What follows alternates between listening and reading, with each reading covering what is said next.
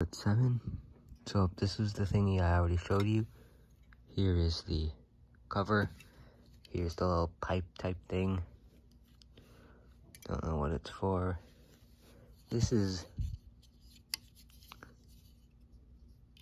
Don't know what it is. Got no idea. Here's the thingy the battery was in.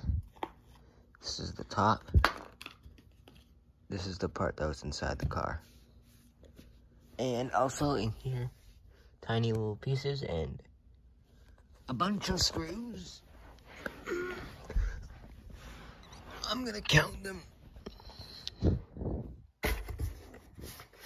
Making sure all the screws are right there.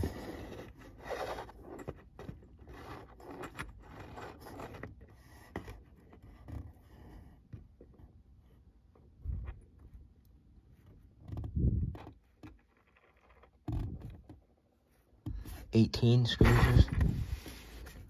18 screws. A lot of little ones and a lot of big ones. So that's all for the video. Make sure you subscribe, like, turn on notifications. Also, someday I'm going to be doing a review on this car I have right in this box. It looks like...